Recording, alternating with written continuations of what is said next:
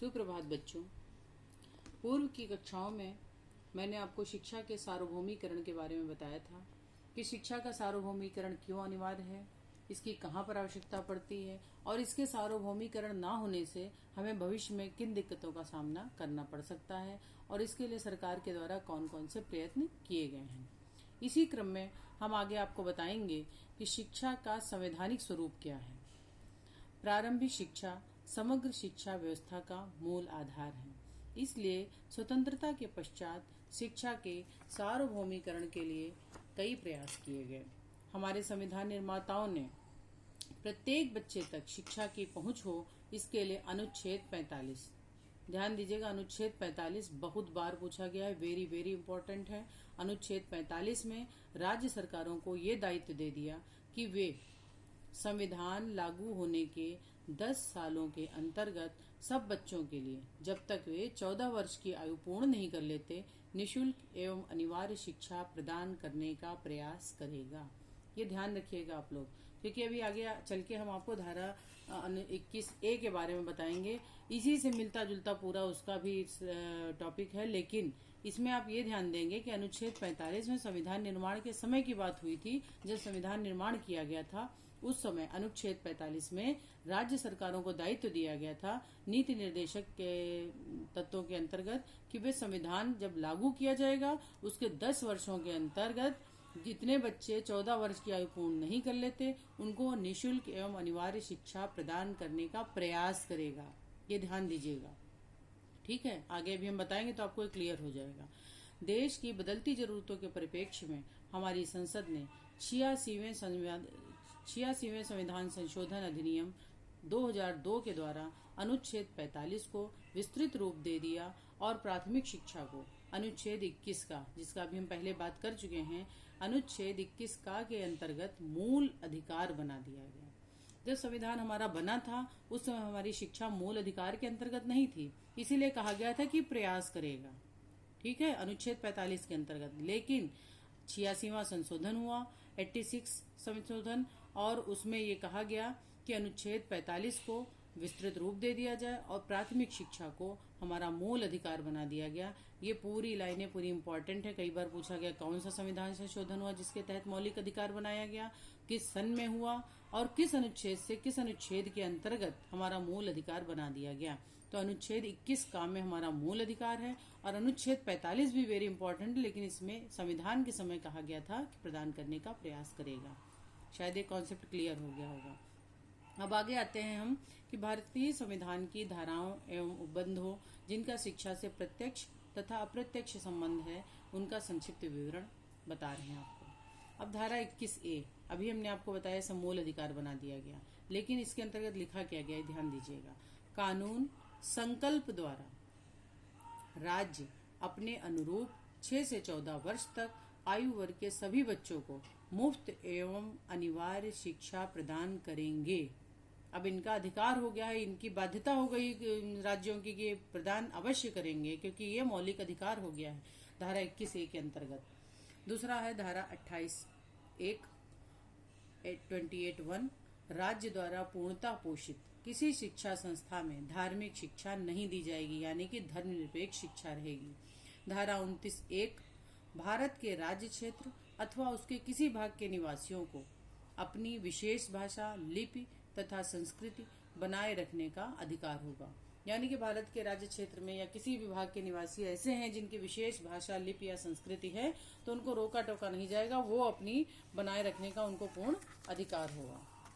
अगली धारा है धारा 29(2), राज्य द्वारा पोषित या राज्य निधि से सहायता प्राप्त करने वाली किसी शिक्षण संस्था में किसी नागरिक को धर्म, प्रजाति, जाति, भाषा या उनमें से किसी एक के आधार पर प्रवेश लेने से नहीं रोका जाएगा। यानी कि आप प्रवेश के समय किसी व्यक्ति को, किसी बच्चे को धर्म के आधार पर, जाति के आधार पर, भाषा के आधार पर आप प्रवेश देने से रोक नहीं सकते। शिक्षा उनका मौलिक अधिकार है, यदि आपने रोका तो आपके खिलाफ कानूनन कार्यवाही हो जाएगी।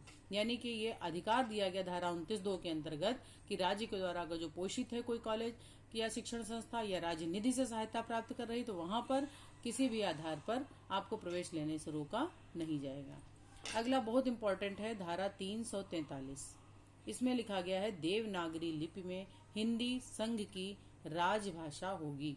ये धारा 343 के अंतर्गत वर्णित है। ये भी कई बार पूछा गया है और ये चीज आप ध्यान दीजिएगा कि देवनागरी लिपि में हिंदी संघ की राजभाषा होगी, न कि राष्ट्रभाषा। नेक्स्ट देखिए धारा 350 आ या 350 ए, प्रत्येक राज्य और प्रत्येक स्थानीय पदाधिकारी भाषाई अल्पसंख्यक वर्गों के बच्चों को प्राथमिक स्तर पर अपनी मातृभाषा में शिक्षा प्रदान करने की पर्याप्त सुविधाएं प्रदान करने का प्रयास करेगा। ये भी कहा गया है, इसमें प्रयास करने की बात कही गई और ये भी कहा गया कि प्रत्येक राज्य या जो स्थानीय पदाधिकारी हैं, अगर जो कोई अल्पसंख्यक वर्ग के बच्चे हैं जो अपनी मातृभाषा में शिक्षा प्राप्त करना चाह रहे हैं तो उनके लिए वो सुविधाएं पर्याप्त उपलब्ध कराएगा। नेक्स्ट है 351। अब ये चीज आप लोग ये ध्यान दीजिएगा, ये याद करने के लिए हम आपको बता रहे हैं कि 343, 350, 351 ये सब भाषा से संबंधित हैं सारे जितने भी हैं। तो 351 में क्या कहा गया, जैसे 343 में स्टार्टिंग में ही कह दिया गया कि हिंदी संघ की राजभाषा होगी। 350 में कहा गया कि अपनी मातृभाषा में शिक्षा प्राप्त करेंगे अल्पसंख्यक वर्ग के बच्चे। 351 में कहा गया कि हिंदी भाषा की वृद्धि करना, उसका विकास करना और उसकी समृद्धि सुनिश्चित करना संघ का कर्तव्य होगा। यानी कि हिंदी भाषा की, आप स्वयं देख रहे हैं इस समय हिंदी भाषा पर कितना जोर दिया जा रहा है, तो उसकी समृद्धि सुनिश्चित करना, उसका विकास करना और उसकी वृद्धि करना संघ का कर्तव्य होगा। ऐसे तो बहुत से धाराएं हैं, बहुत से अनुच्छेद हैं, लेकिन जो इम्पोर्टेंट है आपके लिए उन्हीं पे विशेष प्रकाश डाला गया है। अब आते हैं हम बालकों के विधिक अधिकार पर। अब संविधान में क्या बालकों के बारे में भी कुछ कहा गया कि बालकों के भी कोई अधिकार हैं? तो बालकों के विधिक अधिकार। अब बालकों के विधिक अधिकार क्या हैं? ये सबसे पहले विधिक अधिकारों के ऊपर ध्यान दिया था संयुक्त राष्ट्र संघ ने। और संयुक्त राष्ट्र संघ ने कब बालकों के विधिक अधिकारों की घोषणा की थी? ये भी इम्पोर्टेंट सन है, ध्यान दीजिएगा। 20 नवंबर 1989, 20 नवंबर 1989 में संयुक्त राष्ट्र संघ ने बालकों के विधिक अधिकारों की घोषणा की। और भारत सरकार ने इनको कब अडॉप्ट किया? 11 दिसंबर 1992 में। ठीक है, भारत के द्वारा इन बाल अधिकारों को स्वीकार किया गया 11 दिसंबर 1992 में। अब ये बाल अधिकार हैं क्या, इन पे आप ध्यान दीजिए। पहला, आपने ध्यान दिया होगा जो प्राइमरी स्कूल की बिल्डिंग्स हैं उन पे कहीं कहीं पे बाल अधिकार, अधिकतर विद्यालयों में सब में मतलब ये निर्देश दिया गया कि आप सभी लोग अपने बाल अधिकारों को पेंट कराइए अपने विद्यालयों पर। तो आप कभी निकलिएगा तो आप ध्यान दीजिएगा, प्राइमरी स्कूल की बिल्डिंग पे बाल अधिकार अंकित होंगे। उसमें पहला है, प्रत्येक बालक को जन्म के तुरंत बाद राष्ट्रीयता प्राप्त करने का और पंजीकरण का अधिकार है। यानी कि बर्थ सर्टिफिकेट तुरंत बनता है, पंजीकरण कराना होता है और उसको उस देश की राष्ट्रीयता मिल जाती है। अगला है, प्रत्येक बालक को अपना नाम और राष्ट्रीयता बनाए रखने का अधिकार है, इसको चेंज कोई नहीं कर सकता। तीसरा है, बच्चे को अपने परिवार से संबंध बनाए रखने का अधिकार है। यदि बच्चा चाहे तो अपने परिवार के ही साथ रहेगा, उसको कोई अलग उसके परिवार से नहीं कर सकता। चौथा है, अभिभावकों द्वारा बच्चों के साथ दुर्व्यवहार की स्थिति में राष्ट्र के द्वारा संरक्षण देना। अब यह है कि अभिभावक अगर जो बच्चे के साथ दुर्व्यवहार कर रहे हैं और बच्चा इसकी कंप्लेन करता है तो राष्ट्र का ये संरक्षण देना पड़ेगा उसको। इसीलिए बाल संरक्षण गृह बनाए गए हैं। आपने देखा है कहीं पर बाल संरक्षण गृह बनाए गए हैं। मान लो बच्चा कहीं प्रताड़ित किया जा रहा है, कोई कारण है उसके घर में, जो भी पारिवारिक परिस्थितियां हैं, और वो कंप्लेन करता है या पुलिस के पास जाता है तो उसको बाल राष्ट्र के द्वारा संरक्षण प्रदान किया जाएगा, न कि उससे कहा जाएगा कि अपने ही परिवार के साथ या अपने अभिभावकों के साथ ही रहो। नेक्स्ट है, गोद लिए गए बच्चों के हितों पर ध्यान देना। टोटल अडॉप्टेशन अडॉप्ट करने का पूरा एक संवैधानिक प्रारूप होता है। ऐसे बच्चे नहीं अडॉप्ट किए जाते, उन पे पूरे उनके बच्चों के हितों पर साइन करा लिए जाते हैं, क्योंकि जो गोद ले रहे हो बच्चे को उसके हितों पर पर्याप्त ध्यान रखने के लिए भी कहा गया है। नेक्स्ट है, बच्चों को बाल श्रम एवं मानसिक शोषण से बचाओ। बाल श्रम के ऊपर बहुत सी कार्यशाला है, जो बहुत से एनजीओ लगे हुए हैं, बहुत से प्रयास किए जा रहे हैं। बाल श्रम के ऊपर संविधान में अलग से एक अधिनियम बनाया गया है कि बच्चों को बाल श्रम और मानसिक शोषण से बचाव करना है। बच्चे को बाल श्रम नहीं कराना है, बच्चों को छोटी उम्र में किसी से काम नहीं कराना है और ना ही उनका मानसिक शोषण किया जाएगा। 7th है, लैंगिक शोषण से बचाव।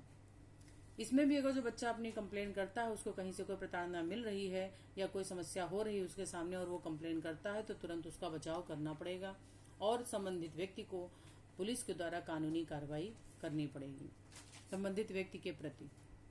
नेक्स्ट है नशीले द्रव्यों से बचाने का अधिकार। बच्चों को मादक द्रव्यों से बचाना है। बच्चों को कहीं भी अगर जो आप नशीले द्रव्यों से सेवन करते हो पाते हैं तो आप बच्चे को शिकायत दर्ज करा सकते हैं। इसको किशोर संरक्षण गृह में भेजा जा सकता है। उसका नशीले द्रव्यों से बचाने का प्रयत्न पूरा किया जाएगा। इसके लिए भी जगह जगह पर इसके सेंटर खोले गए हैं जहां पर बच्चों को मादकता से या नशीले द्रव्यों से बचाने का प्रयत्न किया जाता है। 9th है बच्चों के अपहरण, क्रय विक्रय एवं व्यापार को रोकने के लिए कानून बनाना। बच्चों का अपहरण नहीं हो सकता है, क्रय विक्रय नहीं किया जा सकता है, व्यापार बच्चों का जो लोग करते हैं कि उठा ले गए फिर हाथ पर तोड़ के उनके भीख मंगवा रहे हैं या उनको बेच दिया कहीं या उनसे उनका अपहरण कर लिया, इसके लिए भी पूरी कानूनी वैधानिक पूरी कार्रवाइयां सुनिश्चित हैं हमारे संविधान में।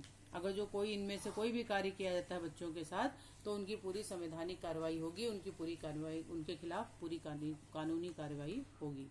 किसी भी बालक को उसकी इच्छा के विरुद्ध उसके माता पिता से अलग नहीं किया जाएगा।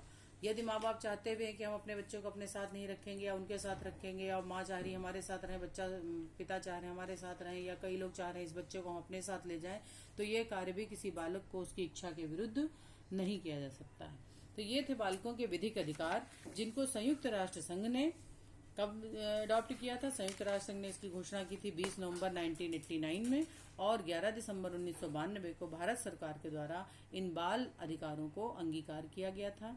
तो ये थे हमारा शिक्षा का संवैधानिक प्रारूप। हमने इस पर प्रकाश डाला कि हमारी शिक्षा के बारे में हमारे संविधान में कौन कौन से मुख्य धाराएं, कौन कौन से उपबंध, कौन कौन से अनुच्छेद हैं और कौन से अधिकार बनाए गए हैं बालकों के लिए, इस पर प्रकाश डाला गया।